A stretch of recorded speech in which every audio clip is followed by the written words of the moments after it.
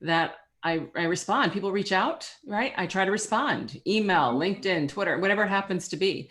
But as I took on more and more responsibility, I could keep responding, but I couldn't meet with everyone that wanted to meet and pick my brain, hear my story, understand the strategy, right? But I still wanted to figure out, well, how do I share? Because frankly, I've achieved what I set out to achieve, but I didn't do it all by myself. I had a lot of help, a lot of support, and I want people to know that if I could do it, then they can do it too. Because frankly, the odds weren't in my favor. I mean, a Black woman becoming a tech CEO in Silicon Valley and then a Fortune 500 board member? No, right? So I want others to be able to learn how they can improve their odds. So I said, all right, when I get to phase 2 and I have time, I am going to write it down. I'm going to write it down so I can share it because I want more people, but especially women and people of color, to be able to achieve their aspirations. Because so many times we just don't get the opportunity to actually contribute to our full capabilities. So that's why I wrote the book. In terms of the title, Yeah. I had the whole thing written and it had no title. I was like, okay, what am I going to call this? And I knew I wanted ambition in the title because I was sick and tired of ambition being used as a 4-letter word when it came to women. Pardon me, allergies and people of color. So I said, all right, I want ambition, but I can't just call it ambition. And then I was having a conversation with friends and we were talking about how much women apologize. And I said, I swear women are raised from birth to apologize because we apologize not just for the 5% or maybe 10% of the times that we actually do something wrong, but the other 95% of the time, we're apologizing to make the rest of the world feel better. We apologize to smooth feathers, ease tensions, to show we care and empathy, right? I mean, we use I'm sorry like people use salt. It just makes things taste better. And, we have to stop that. And that's when it occurred to me. I said, that's it. That's it. Unapologetically ambitious. Everyone deserves the right to be ambitious, and no one should have to apologize for it. Thank you so much. And thank you again for how you show up for all of us and for this world and everything that you do. It's truly, truly inspiring. And I found the book at the right time in my career, and it's definitely helping me prepare for the next phase, if you will. Excellent. Thank so you. Happy to hear that. Yes, yes. And so I'm going to double click on one thing that you said. You decided to be a CEO in high school. And you've been very intentional about carving the path from like very early on, and which eventually led you to your life goal. So what was that journey like? And to your point of being like a woman in the space and the first woman CEO, what was that journey like for you? Oh my gosh. There was no one who looked like you, honestly. Exactly. How do you start with the journey? What I'll tell you is it was hard. People don't tell you that life is hard. That you hear most people's stories or read many books, and what you hear is, yeah, I took step 1, step 2, had a little hurdle, jumped over it, and bang, right, all worked. No, it's hard. Every step of the way, it's hard, which is why it's so important to get help. So yes, I decided early I wanted to be CEO, frankly, not because I knew what a CEO was. I mean, what I knew was they ran companies. Okay. My guidance counselor was like, well, you like to run clubs, which I did. And she goes, well, businesses and clubs are kind of like the same thing, pull people together, get things done. I said, great, I'll go run a company. And that's why I picked being a CEO. But did I really understand exactly what that meant? No, not at 16, but it gave me a goal. And so I just started working toward it. And that meant figuring out how to improve my odds because it was crystal clear that the odds were not in my favor. I didn't see anybody who looked like me doing that kind of thing. And so I'm like, all right, how do I improve the odds? So first, get the best credentials that I could. I went to Wharton. And then it was, all right, pick an industry that's growing because industries that are growing have companies that are growing. And companies that are growing never have enough resources. So if you're good at what you do, you tend to get more responsibility faster. Done. So I picked tech. Good news is, especially for all these women in data, tech is still a growing industry. So that's fantastic. But then it was figuring out my path and how to stand up for myself. Because my very first job at IBM was in sales, because every CEO at IBM started out in sales. And I said, okay, if I'm going to join IBM, I want to be CEO of IBM. So I got to figure out the path to power, and sales seemed to be the path. So that's what I did. Well, here I am, Suchi, and I get my very first, sales territory. And it's a Southland Corporation, which it owns back then the 7-Eleven stores. All right. So big retail giant. And it's in Dallas, Texas, and I walk in, I'm all shiny, probably 23 years old, max, maybe 22, something like that. And I'm now the salesperson for IBM to sell millions of dollars, right? A product. Great. Walk in. Not only are there like no blacks anywhere in management, there is one woman, senior manager in all of the IT organization at this huge company. The men are in suits and cowboy boots, and everybody's calling me sweetheart and sweet pea and honey and child. And I'm just like, oh my God, how am I ever going to get respect? Because if they don't respect me, they're not going to spend millions of dollars with me, right? So right from the beginning, it was clear that this was going to be challenging. But the key is figuring out how to play the cards you're dealt. Because frankly, life isn't fair. It's not fair for a lot of people. But there's no magic wand that's going to make it fair. So how do we deal with it, right? Deal with the cards that we are dealt. So good news is I learned early how to actually garner that respect without causing problems with relationships. Because if you call people out, then they feel awkward, they feel uneasy. And guess what? If they feel awkward and uneasy with you, they're not going to want to do business with you. Right? So it's figuring out how do you call people out, but in a way in which you're able to work through it. And what I learned, and I used this throughout my career, is I didn't call people out in public, typically. It was right after, unless it was egregious. It was after one-on-one. I was sitting there talking to Mac McElroy, real name, and he calls me Sweet Pea. All right. And I'm like, okay. So what I did was he asked me a question. So blah, blah, blah, Sweet Pea, right? So I looked at him. I just looked at him for a little bit. Now he's looking at me like, well, did you hear me? I can tell he's just like, quiz, why aren't you responding? So I knew I had his attention. And then I just said, Mac, my name is Shelly. And then I answered his question and I pretended like it never happened. All right. I didn't make him feel uneasy. I didn't make him feel awkward. We just kept going. Right. And you know what? He never called me that again. And we ended up having a very good relationship. So I learned that every step, first of all, when people are doing things that are actually demeaning, you can't leave it unaddressed. You can't leave it unaddressed. So you have to figure out how to address it in a way that preserves the relationship. Yeah, that's incredible. Thank you. And that's something that all of us have at some point in time. Of course. So yeah, no. But what role do you think mentorship or sponsorship in life helped you kind of navigate things like these or anything else in your career? Oh, yeah. Mentorships, all those were really important. I had an experience early on, Suchi, that really shaped how I thought and how I approached this whole mentorship thing. I'd been with IBM about 6 years, and IBM decided they wanted all of their high potential people to have mentors. But what they were doing differently is they asked us, who do you want your mentor to be? I'm like, okay. So I think around and I'm like, all right, I pick a gentleman by the name of Roland Harris. He's a couple levels above me. I know him. I think he likes me. So Roland, put his name down. Well, several days later, I get a call. Shelly, hey, Roland, Shelly, you put my name down to be your mentor. And I'm like, well, yeah, Roland, I thought you liked me. And he's like, Shelly, you've got me. Go get somebody else. And I was like, what?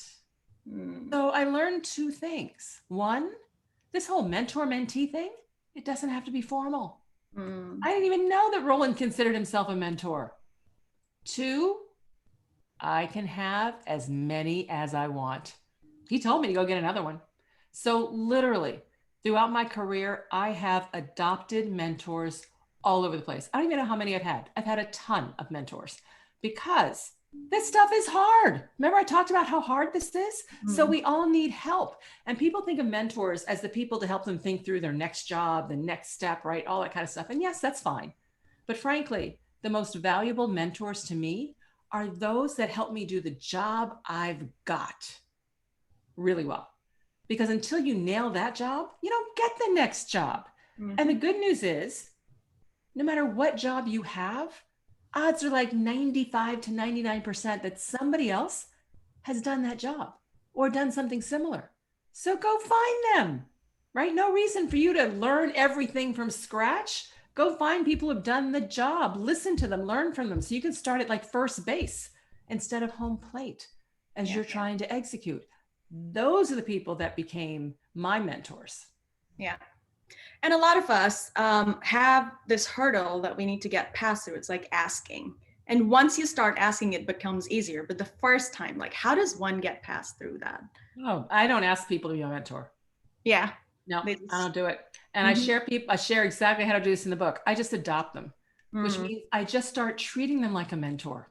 mm, And I do it in a way in which I'm a good mentee. Because let me tell you, most people are terrible mentees.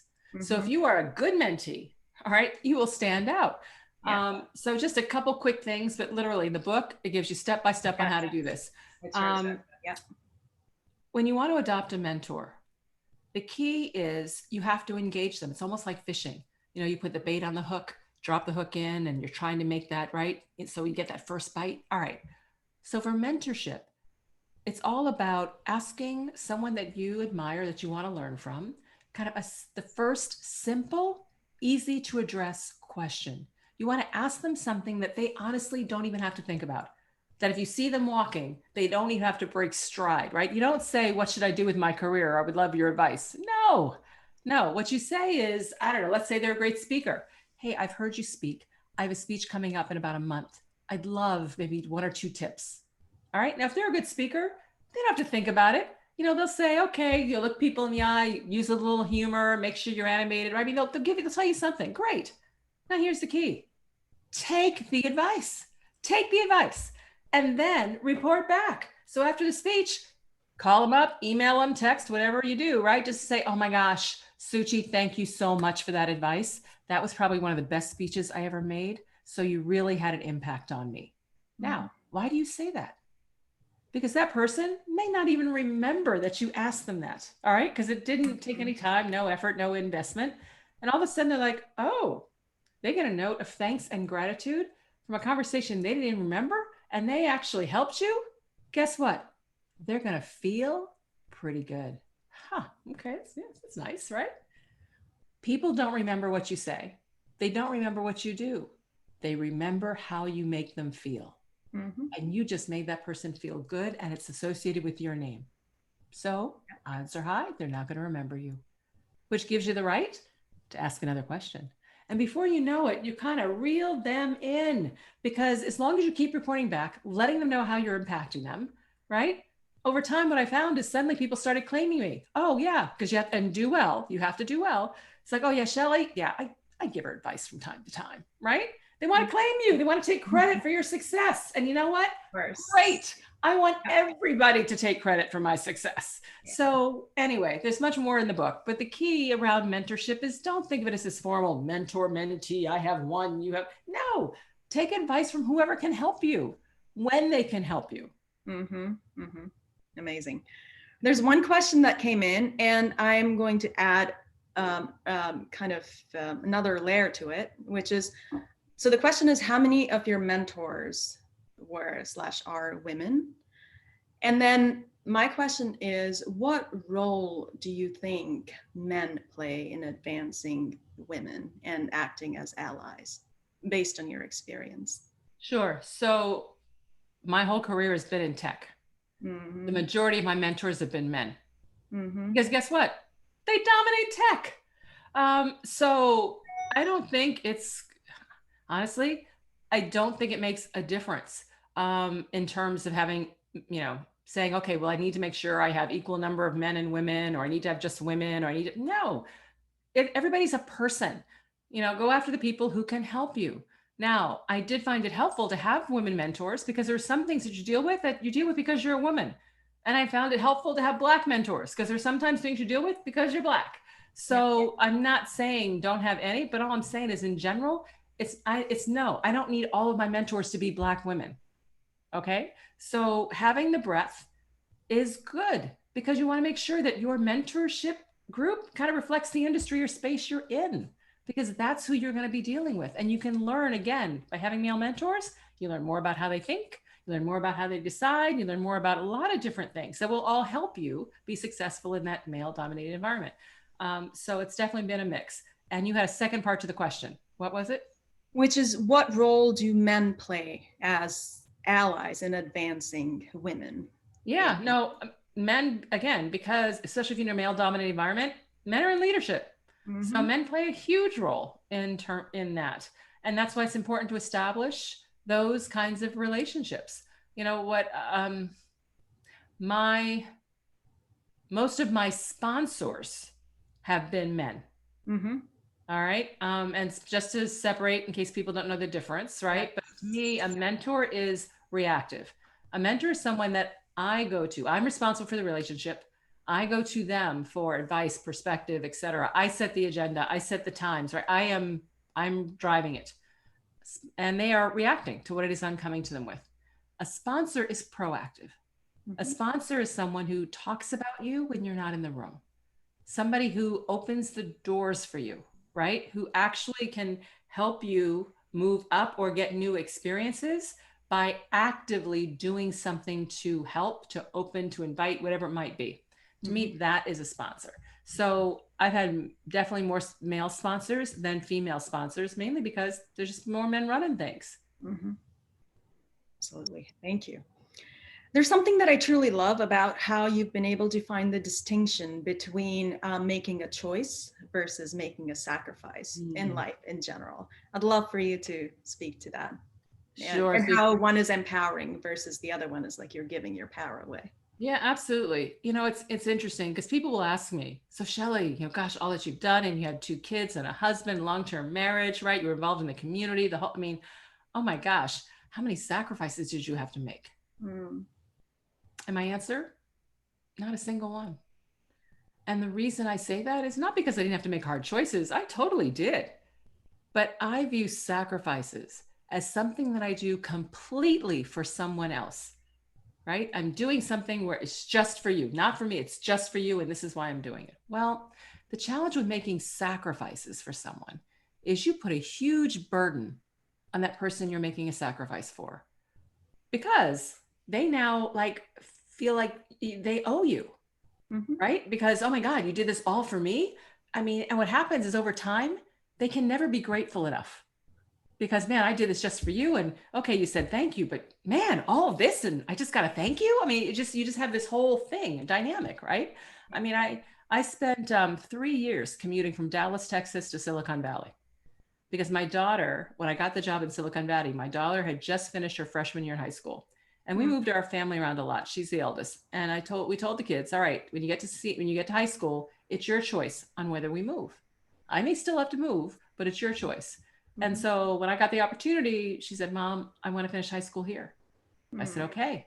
Talked to my husband, Scotty. We did it. And I commuted. All right. Now, I could have positioned this as, oh, yes, I'm commuting because of my daughter, right? I'm doing this for her. I want her to be able to stay and have that, right? Well, imagine the burden that she would feel. Her mom's getting on a plane every single week. She's living in a, apartment that's like not even furnished. She's doing all this for me. I mean, imagine the weight of almost guilt, right? That this child would feel. No, don't do that to people. I made the choice. I own the choice. And yes, I took other people's perspectives in mind. She wanted to stay there for high school. Absolutely. I wanted to set up my career for the CEO job. Then this is what makes sense. I talked to my husband. All right, is he going to be willing to take that extra effort? I mean, I took everything in account and then made a decision. I own the choice. And by owning the choice, she didn't feel guilty, right? By owning the choice, I keep the power of the situation. So, yes, you will have to make a lot of hard choices, a lot of tough trade offs for sure, but you make them. You make them, you own them. And that allows you to keep your power. Mm. That's amazing. As a follow-up question to that, there's this theory that people subscribe to, including ourselves, like a lot of women as well, that we can do it all, have it all, be it all.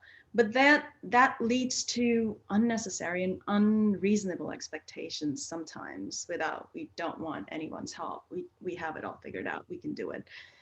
So, and pressure that comes with it. How did you, in your journey, kind of, I know you don't like work-life balance more, so we will talk about work-life integration. How did you find that integration between work and life? And what were some of the key life decisions that you had to make along the way?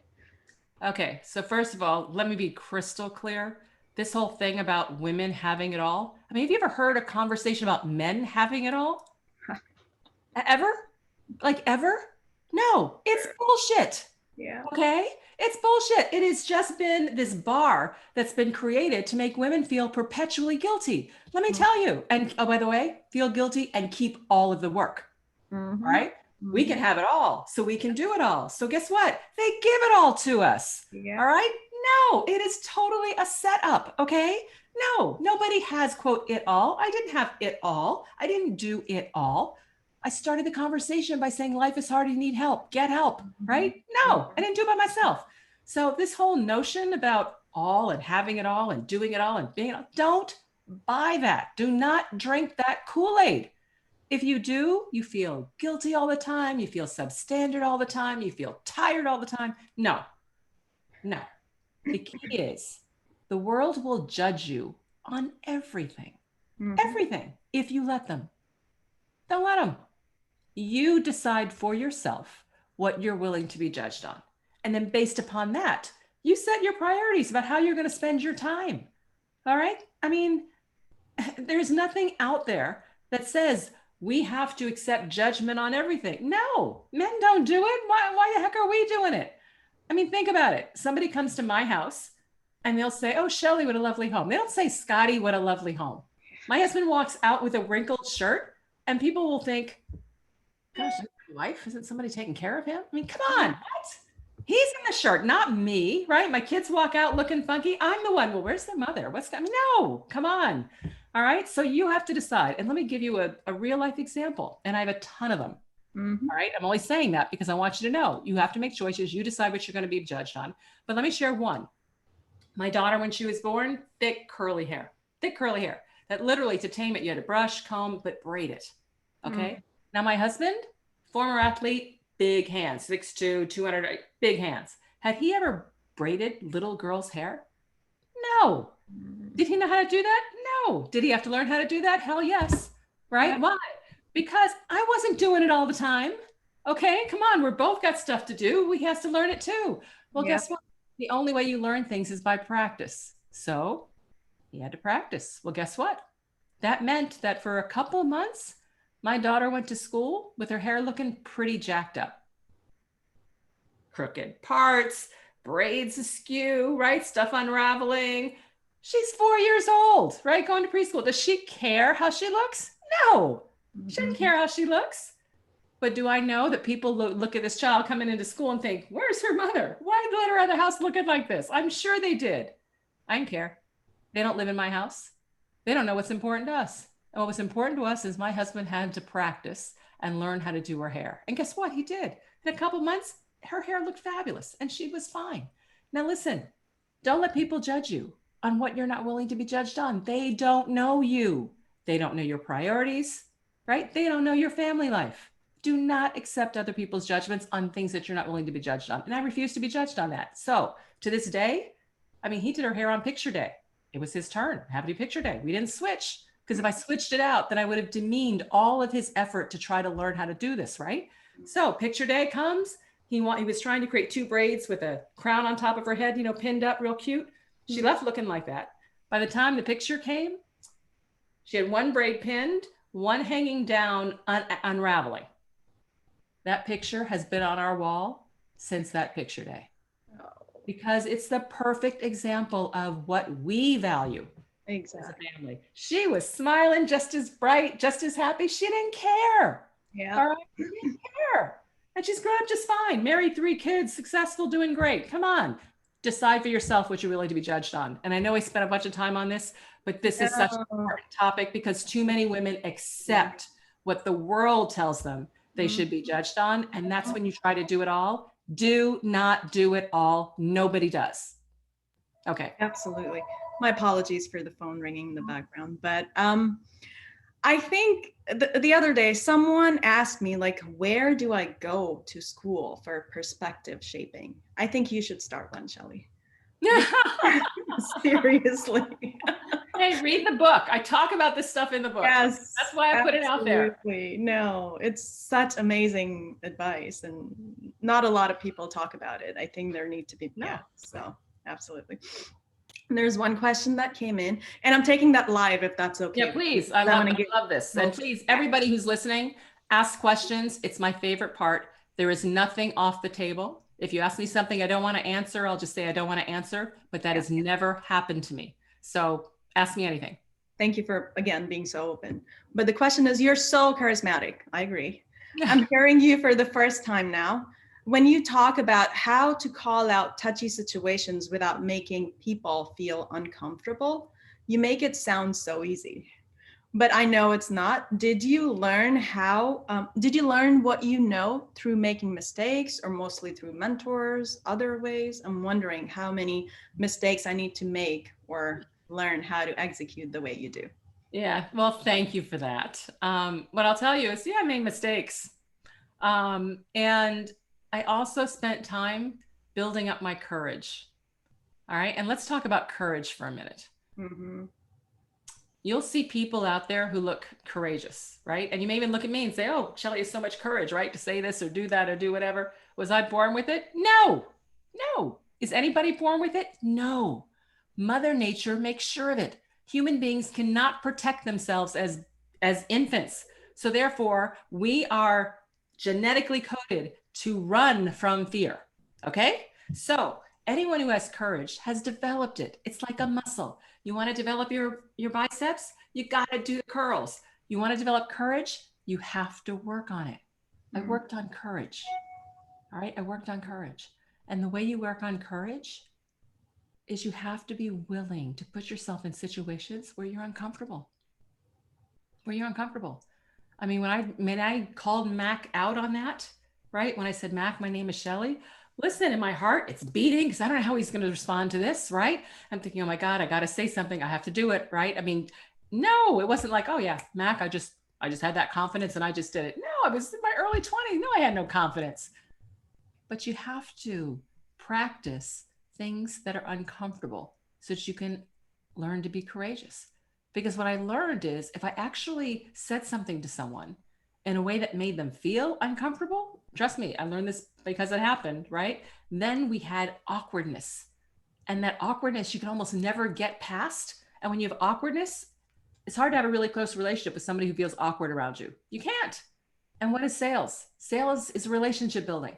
So I had to learn how to do this. And yes, I made mistakes. That's why I wrote the book, to share what worked. Was I born knowing all of this? No. Okay, no. So as you think about yourself, just realize that whenever you feel uncomfortable, it's typically because you're learning. It's because you're doing something that you haven't experienced before, that you haven't done before, right? That you haven't mastered, and it makes you uncomfortable. Well, life should be a lifetime of learning. So it's okay to be uncomfortable. More than that, if you haven't been uncomfortable like in a month, then I would tell you that you're not learning. And if you're not learning, then you're coasting. And cars only coast downhill. So put yourself out there. Be willing to be uncomfortable because it means you are learning. And that's okay. And by the way, what typically stops us from doing things is that fear, right? It's fear. Well, try to unwind that fear. What is it you're actually afraid of? You don't ask the question in the meeting because you're afraid you'll look stupid. You're afraid they'll think you don't know what you're doing, right? Okay, so write that down. Are either of those things life-threatening? Nope. Are either of those things going to get you fired? No. Right? Are either, so what is really the issue here? So take the risk, because what's the upside? The upside is you make a point that others will realize that you do have value to add because you're in the room for a reason. If you don't validate that reason, you won't be in the room for long. All right? You have to speak up. So get comfortable being uncomfortable. That's amazing. And I think I am an example of that, where being on camera doing this, like conversations, I feel like I really, and I still have days where I go back, I'm like, I could have done this better, I could have done this better, but then it's like constantly working on it. So I'm, yeah, like, absolutely. So are there any women leaders that you have interacted with or work with that you find truly inspiring? Especially during this time when there's really, or for that matter, men as well, there's really no playbook to lean on. Like this is during the times, unprecedented times. So. Oh, it's definitely unprecedented times for Mm-hmm. sure. I think of people like Adina Friedman, NASDAQ, right? She's the CEO of NASDAQ. Mm-hmm. Um, with all that's going on, she took a risk, right? Came out and said, you know what? We're not going to list companies that don't have some diversity on their boards going forward. That's a big risk because people look and say, oh, well, she did that because she's a woman, right? Or she did that because there'll be all kinds of things that are out there. I love to see examples of people taking risks because it hopefully shows others how important it is to take those risks. Um, that's why in the title, take risks is like the first thing. Unapologetically ambitious, take risks. Because it's risk reward, risk opportunity. You can't get opportunities. You can't get real rewards if you aren't taking risks. And businesses were formed. The corporation, the legal reason that a corporation was created was so people could come together to share joint risk.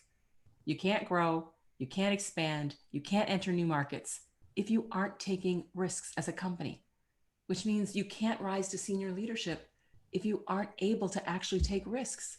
Mm-hmm. I was CEO, I sit on boards. I'm telling you, it's one of the big things that holds women back. They're too conservative and they don't demonstrate that they can take effective risk. That's required. It's Mm-hmm. required. So when you ask me about people I admire people that take risks. Not current, but in the past, I admire Anne Mulcahy. Anne Mulcahy was the CEO of Xerox. Mm-hmm. She's the only female CEO that set up her successor, who was also a female. Mm-hmm. It was a female CEO to female CEO of a Fortune 500 company. Was that easy? No. Was that a risk? Absolutely. Imagine coming to your board and saying, oh, here are my candidates, here's this, right? And spending the time and the effort. Anyway, there are a number of people out there that have been admirable, but I really admire people who take risks. And anything in particular that you find encouraging how they're dealing with the current situation? Like, Oh, well, when you say the current situation, there's so much in the current situation. I mean, we've got a global pandemic, we've had racial justice issues, we have a health mm-hmm. crisis, right? We have an economic challenge, we have disparity. So when you say the current environment, what I'll tell you is, gosh, I guess someone that I absolutely admire happens to be a guy, Hans Vesberg. He's a CEO Oh, of yes. Verizon. Yeah. Let me tell you, Hans is amazing Mm-hmm. because he is very focused on all those things I just talked about, Mm-hmm. right? Absolutely. He talks about it. Mm-hmm. Verizon puts their money where their mouth is as it relates to all that. And he steps out there. And so he'll be one of the first ones when he sees things happening. He'll get out there, he'll do a speech, he'll talk about it and share exactly where he stands and where the company stands as a result of that. And so I think that's admirable. Absolutely. So, to one of the points that you mentioned, COVID has definitely highlighted the gender and racial inequities and disproportionately impacted women in particular. What do you think, and people of color, what do you think as a community we can do to contribute in a positive way to make it better for? Well, I'll tell you, in general, it's to try to be more observant to the day to day. Mm-hmm. I'll just say things, right? That go on, that happen, that transpire, that tend to undermine, disenfranchise, right? Create disparity, right? Among others.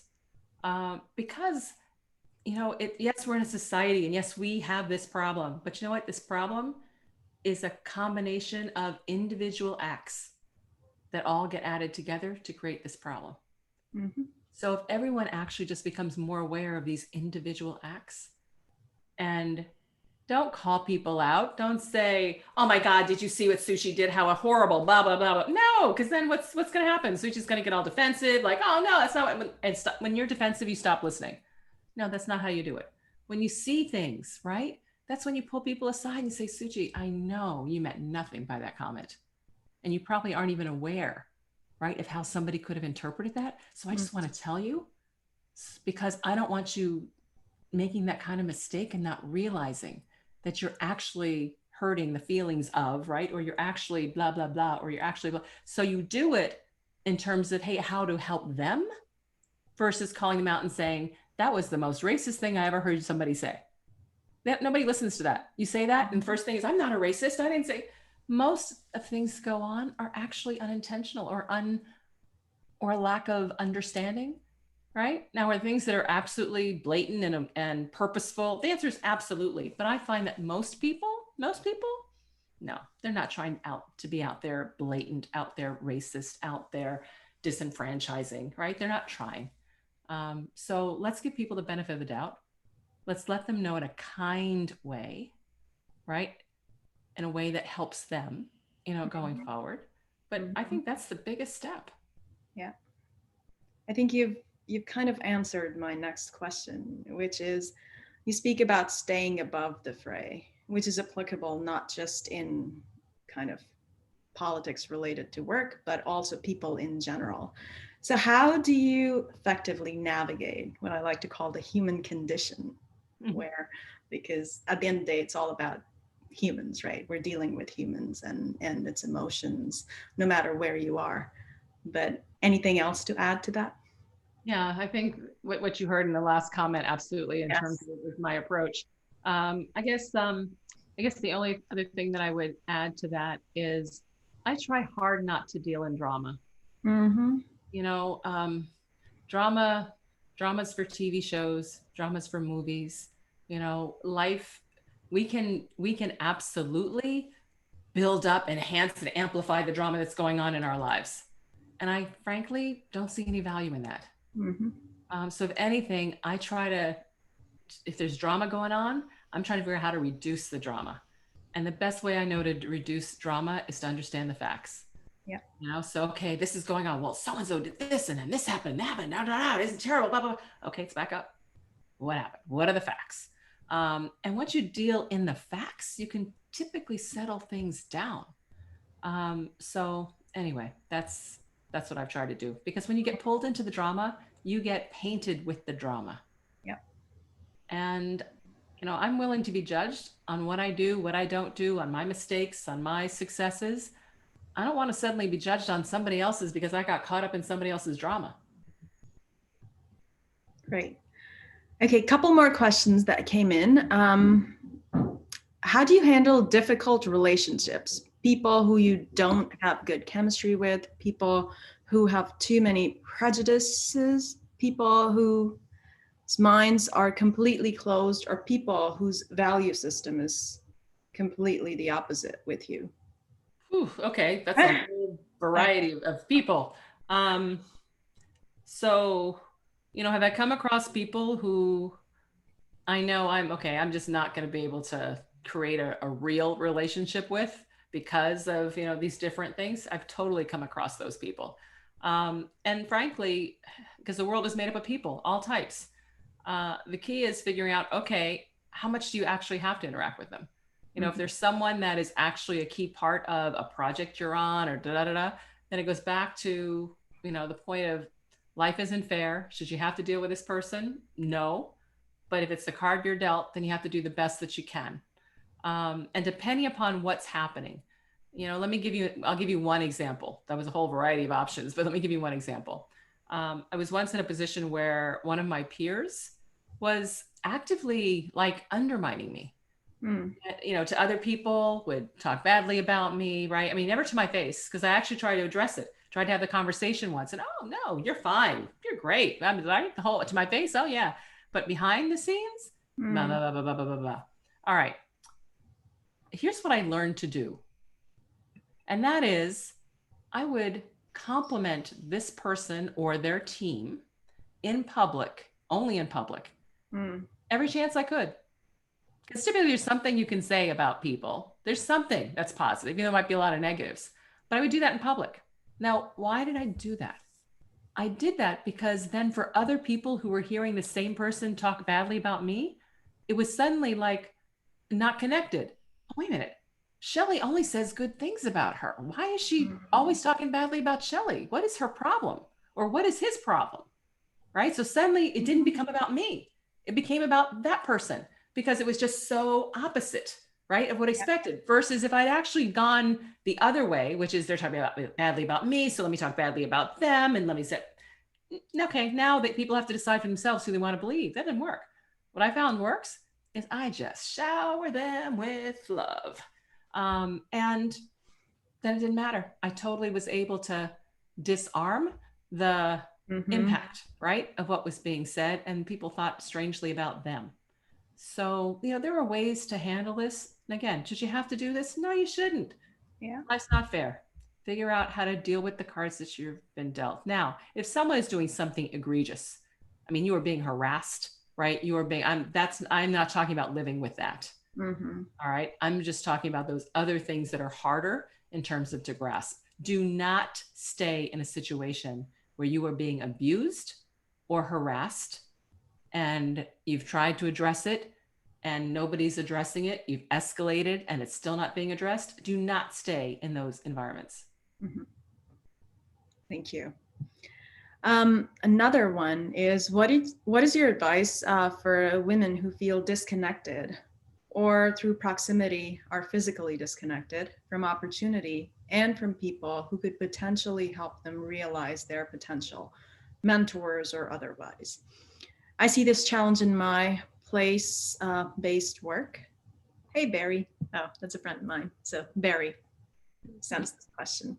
Okay. Sure. So you have to figure out how to get connected. Let me give you suggestions, right? So one, we're all on Zoom these days, right? We're all on Zoom. Okay. I'm sure you're part of Zoom meetings, Zoom sessions, things where it's not just one-on-one, but where you're part of maybe it's your team, right? Or your project group or whoever it might be. Be the first one on the Zoom. Why? If you're the first one on the Zoom, then you're there. The very next person who joins, you get to say, "Oh, Suchi, good to see you." Right? How's it going? I just did blah blah. You have the conversation. Next person comes on, you can act like you are actually the host, right? Just like if people were to come to your home for an event or a party, when they come in, you greet them, you connect them with others, right? You do whatever. But by doing that, people actually look at you. If you join late or join last, conversation is already going on and you may or may not get to participate. So, try to be a little strategic about what you can do to just raise your own, if you will, visibility. All right. And follow up with people. Suchi, I just saw a great paper that you did. If you have 10 minutes, maybe after the Zoom call, right? I'd love to just blah, blah, blah, blah, blah. Find a reason, right? Or an excuse to connect with people. But you have to do it. When we're in these remote environments, unfortunately, some companies try to do some things to support it. You are responsible for you. You're responsible for you. So you have to figure out, how do you get connected? Maybe it's not even within the organization. There are different ERGs for all kinds of topics. Find one that you think might be interesting, right? Because, oh, by the way, just because I have an ERG for Asians doesn't mean it's all made of people from Asia, right? I can join any kind of ERG that I might have interest or passion about. Maybe I spent some time studying the language, or I visited, or who knows. Industry groups like this one, right? Participate. So figure out groups, organizations, things that you can actually engage in, and then engage. Don't just show up, sign up, not say a word, listen, and click off. You have not engaged. You have to engage. Ask a question, right? Look to see who's there. Follow up with people. Oh, I saw you were on the Zoom on the big data thing and that you did blah, blah, blah. Would love to have a quick, maybe a Zoom coffee for 15 minutes on blah, blah, blah, blah, blah. You have to be proactive in this environment because we aren't running into people in the water cooler or in the restroom or what have you. Yeah, thank you. Another one comes from Michelle. I have relocated countries and changed industries. I'm the only analyst in the company and none of my colleagues have the experience to help mentor me. What channels should I investigate to find the right people to approach outside of my company? Oh, look for analysts in a similar industry. I've got to believe if you're the only analyst in your company, I've got to believe that in the industry that you're in, there are people in analyst roles. So find some of them. You know, the beauty about LinkedIn, which I didn't have when I was building my career, the beauty about LinkedIn is you can find almost anything. Mm-hmm. So you can easily do kind of searches, see who's connected in your network, you know, whatever. And hey, you reach out or something and just say, hey, I saw you're also an analyst. I'm one too. You know, start a group. I had a I had a gentleman who used to work for me, and now he works for a different company, but he's in the pre-sales arena. Well, there was no like pre-sales group like a big data group, right? The women in big data. There was nothing in pre-sales, Mm-hmm. so he just started one. Just started one because if there isn't one, we'll find. We'll reach out to a few people in pre-sales. Hey, would you like to get together and share best practices, whatever? There's now hundreds of people in this group, and he only started it less than 2 years ago. All right, so don't wait. Be the change that you want to see. Amazing. All right. So you sit on many boards, some of the largest enterprises. What would the advice be for women who have that as a goal in mind? Like, where do they start, and how do they get there? Hmm. So first, I'm going to reference. I have a blog, shelleyarchambault.com. Mhm. And if you go to the blog section, I think it's March of last year, I did a webinar on this. So go listen if you're interested in terms of being on a board, because it'll be more than I can cover in just 2 seconds here. But what I'll tell you is if that's what you want to do the homework. You know, I didn't even know what a board was until I got into my early 30s. And then I was like, oh, wait, CEOs report to boards of directors and the boards hire and fire the CEOs. I want that job. Mhm. So I did the research. Okay, what does it take to get on a board? What kind of skills do people look for? What's the experience? Blah, blah. I did all that. And then I built that into my plan, you know, and I talk so much about planning to improve your odds, you know, in the book. And it's really simple. I literally just ask myself a couple questions. What is it I'm trying to achieve? I want to serve on a public board. All right, what has to be true for me to serve on a board? Well, that means I have to do the research. Got to figure out what's true. What are the skills? What are the backgrounds? What's the experience? You know, what's the network? All those kinds of things. And then once I understand what has to be true, then I ask myself, how do I make it true? And that is my plan. So that's all you need to do. You want to be on a board? Great. Go do the research. It's so easy. Everybody, executive recruiting companies, the, you know, audit firms, the consulting companies put out all kinds of information about boards, what skills they're looking for, right? Blah, blah, blah. Do the research and then look at your background and your skills and compare it to what it is they're looking for. And if you don't have what they're looking for, this is why you need to plan. Then go about making it happen. What has to be true and how do I make it true? Yep. And I, again, would highly, highly recommend for everyone to read Shelley's book. It's like she's laid out the entire framework on how to think about things. So it's incredible. All right. This is from Susanna. I am in my late 40s, studying to change career and looking to start in AI. How do I navigate the next step so I don't have to start mid-career again? So if I was going to school to move into a new area and trying to get that done, okay, I try to find people in the area. So find people who are already solidly in the AI space that you're trying to get into. Develop some relationships, start to adopt some mentors, participate like you are women in big data, I'm sure, right? Participate in some organizations and groups because most people who join a group, especially a professional organization, they're there to learn and they're there to help. So let them help and figure out what you can also do, right, to participate. Figure out how to raise your profile, get engaged, actually do things that are more in leadership, right?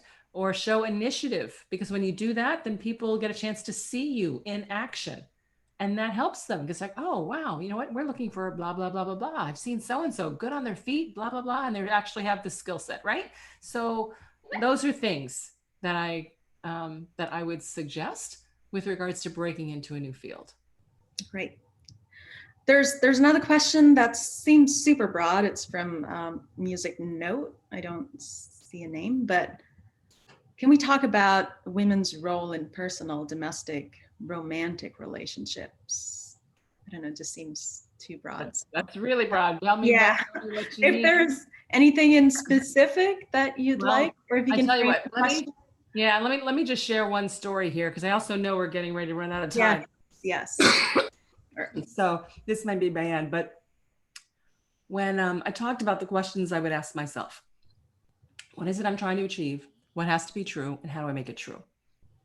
Well, when I decided to be a CEO, I looked to see, okay, let me see who the CEOs are, what they do, their backgrounds. And what I saw, hold on. I'm in Florida right now. Oh, everything is blooming. Yeah. Allergies. Hold on. Take your time. Take your time, please. Okay. And what I found was, first of all, they're all men. You know, this is back in the early 80s. They're all men. They had stay-at-home wives, or they weren't married for the most part. So I'm like, okay, if I want to be CEO, I'm going to need a husband who's like super supportive, because that's obviously what's required. Mm-hmm. So I made that part of what I was looking for in a spouse. And I talked to him about it before we even got engaged. When we got serious, and I knew we were getting serious, then I started talking about things that I need. I wanted somebody who could cook, because I didn't want to do all the cooking. I wanted somebody who's independent, which means they actually clean up after themselves, right? And could manage things themselves. And I wanted somebody who was willing, if necessary, to stay home with the kids. Because I look to see what has to be true. How do I make it true? I got to find those things in a spouse. I had a whole nother list too, but those things. Well, my future husband, future fiance, and I were getting serious. So I had the conversation. We just finished a date. We pulled up in front of my place and we started talking. And I just said, you know, we've talked about kids, and one day I want to have kids. And he said, yep, we've talked about it. I want to have kids too. And I said, you know, I'd be willing to make the trade-off so that somebody could stay home with the kids. My mom stayed home. I kind of like that, but I know it's hard in terms of financial trade-off and what have you, but I'd be willing to do that. And he thought about it and said, you know, my mom worked the whole time, but I'd be willing to make that trade-off. I said, good. I just don't want it to be me who stays home. Right? And he was like, oh, right? As it realized what I was saying. And he said to me back, you know, Shelley, I've worked my whole life. I like working, but I could do that for you. And then he asked me to marry him 3 weeks later. So when you talk about the whole personal romance, the whole bit, I think it's so important to have the conversations early, not late. I knew I wanted to be a CEO. I'd shared that with him. He knew I wanted to do that. Okay, so we need to talk about how are we actually going to make these trade-offs, right? And these decisions that may come to pass. Why wait until it's time? Because when you wait, it's like meat in the refrigerator, raw meat. First few days, it's fine. A week later, starts to smell. 2 months later, a year later, thing is green, it's bad, it's funky. Well, listen, tough conversations age the same way. They don't get easier, they get harder. Much easier to have these conversations up front when it's theoretical, because when you're in the moment, it's much harder. So I'm a personal believer. Talk about what you want in life with your partner, with your spouse, with your future, you know, lover, whatever it is. Talk about what it is you want, what they want. Talk about what your shared vision might be. It's just like in business. If a company does not have a shared vision, a strategy to deliver on that vision, it's not going to work. Well, guess what? In a relationship, if you don't have a shared vision for what the future looks like, it becomes really hard because you start pulling in different directions. So have the conversations, have them early, and keep communicating about what you see for the future. And with that, that's beautiful. Yes, I know. Any last thoughts for what keeps you grounded during this time? Just like one last minute, but I truly appreciate the clarity and conviction with which you show up. So thank you. You're welcome. What keeps me grounded right now? I have 3 grandchildren. And I am just loving that. So they, no matter what's going on in the world, when they come running in and say, me, I'm like, ooh, right there on the ground. Doesn't matter what else is going on. So that's what keeps me grounded. And listen, follow me. This period of my life is about impact and inspiration. So I put a lot of stuff on social media, Instagram, LinkedIn, whatever. Follow me and happy to share. And Thank if you I so said much. anything that was helpful, post it and tag me. I'd love to respond. Absolutely. Yes, I'll follow up with the blog. So thank you again for your time. All right. Bye-bye. Bye-bye. Bye. Thanks all for joining.